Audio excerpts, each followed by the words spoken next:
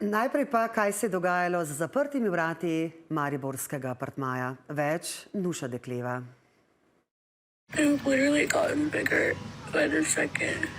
Blokada mišic, motnje vida, zamašene žile, to je le nekaj možnih posledic estetskih posegov, ki jih uporabniki izvajajo sami ali pa jih opravijo osebe brez ustreznih kompetenc. In teh ni imela tudi državljanka Kosova, ki je skupaj z dvema ženskama več kot leto dni iz najetega stanovanja v Mariboru opravljala estetske posege. Iz objav na družabnem omrežju je bilo ugotovljeno, da je naznana kršiteljica uporabnikom ponujala botoks tretmaje po akcijskih cenah. Prav nizka cena je pogosto eden ključnih dejavnikov pri odločitvi za tvegan poseg. Zato postajajo vse bolj priljubljeni tudi obiski tujine, ker privlačni paketi delujejo skoraj bolj kot dopust, ne pa kot zahtevna operacija. Za korekcijo trebuha, rok in prsi se je tako na primer po obsežnem hujšanju odločila Britanka Lea Matthews. Za poseg pa se je odpravila v Turčijo. Nothing was symmetrical.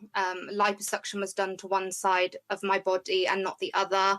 The scars are uneven. My belly button's off center and having flaps of skin where there shouldn't be. And I feel like I actually disliked my body more than when I was overweight. Šokirali pa so tudi posnetki iz operacijske sobe. A lady in theatre wearing a cardigan and having a watch on her wrist and a hair bubble. Putting a tube down my throat because there wasn't correct PPE. Še bolj nevarni pa so posegi, ki jih ljudje izvajajo kar sami z nepreverjenimi pripomočki. Lani je denimo ženska prek spleta naročila dermalno polnilo in si ga sama ubrizgala. Zaradi prepoznega obiska urgence je na eno oko popolnoma oslepela. Približno uro pa pol, da to raztopimo, in še v tem primeru je včasih tako, da se vida ne povrne popolnoma. Tudi kirurgi sami si ne ubrizgavamo sami polnil ali upravljamo različnih estetske posege same na sebi. Zgornjo ustnico pa je zaradi polnila skoraj izgubila Britanka Rachel Knappjer, potem ko se je udeležila tako imenovane botoks zabave. Gre za dogodke, kjer se prijatelji zberejo v sproščenem neformalnem okolju, pogosto doma, kjer med druženjem v mnogih primerih nekvalificirane osebe ubrizgajo botoks ali druga polnila. V primeru Knappjer je oseba, ki je izvajala poseg, polnilo ubrizgala v arterijo, kar je povzročilo močno otekanje ustnic. Normalno se je povrnilo šele po več kot 3 mesecih. Doktor Višnjar, videli smo nekaj primerov, kaj vse gre lahko narobe, če estetskih posegov ne opravi strokovnjak. Kaj vse ste morali reševati vi? Ste imeli stranke, ki so prišle po pomoč zaradi posledic nelegalnih posegov? Jaz mislim, da vsi, ki se resno ukvarjamo z estetsko medicino in z estetsko kirurgijo, smo v neki fazi imeli opravka tudi z zapleti drugih, se pravi legalnih, nelegalnih izvajalcev.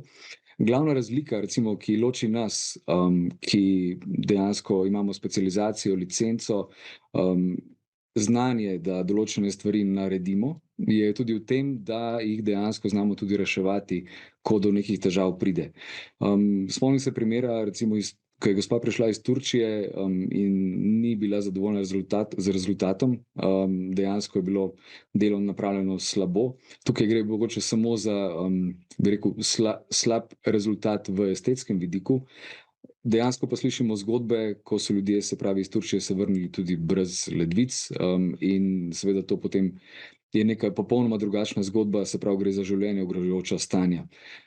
Načeloma pri nas rešujem dejansko težave predvsem pri primerih ubrizganja biopolimera v ustnice, se pravi, to je poliakrilamid, akwamid, je bil včasih zelo popularen, ki seveda lahko tvori potem tujkove reakcije, granulome, vnetja in se ga žal ne da odstraniti drugače kot pa kirurško. Skratka, posledice so lahko tudi nepopravljive. Gospa Mojškerc, tokrat ste v prvi skupni akciji Inšpektorata policije in FURS-a pri delu na črno ujeli 3 izvajalke. Povejte nam konkretno, kaj ste jim zasegli, kakšne so kazni v tem primeru.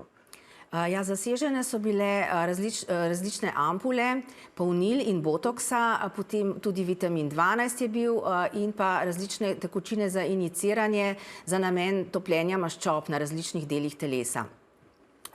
Obravnavali smo nosilko dejavnosti oziroma izvajalko dejavnosti, ki je to opravljala brez dovoljenja. Zato smo na Okrožno sodišče v Mariboru podali obdolžilni predlog in njej je sodišče določilo globo 1250 evrov.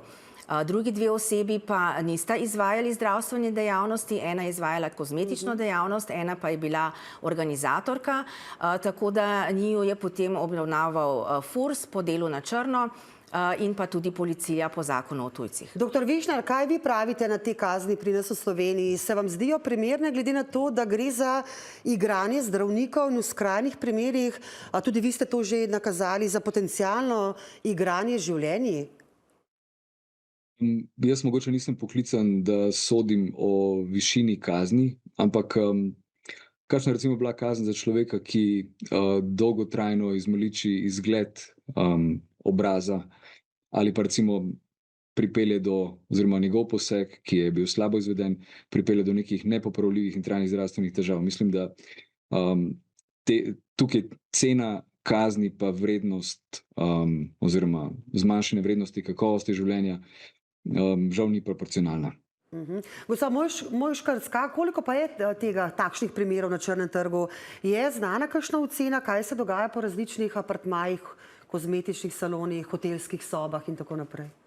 Tega pravzaprav ne moremo oceniti. Mi izvajamo redne nadzore recimo v kozmetičnih salonih, kjer se tudi to izvaja. Kar se pa dogaja na črno v privatnih prostorih, se pa tudi na zelo skrivne načine oglašuje v različnih zaprtih skupinah na družabnih omrežjih, tako da za nas so ključne potem prijave, da to zvemo in lahko obravnavamo. Ne morate kar takoj slediti, ampak samo na podlagi prijav, glede na to, da se to širi od ust do ust preko mreži in tako naprej. Doktor Višnar, zakaj torej še za konec nikakor ne na botoks, polnila in podobno, kar na zabavo, kozmetični salon in podobno? Mnogi estetski kirurgi pravijo, da je na tem področju res pravi divji zahod. Ja, verjetno glavno vodilo nizka cena oziroma ta akcijska cena, ki pa seveda je posledica zmanjšanja stroška na določenem nivoju. Torej, ali gre za preparate, ki so ilegalni, ki so ponaredki, ki so mogoče nesterilni celo.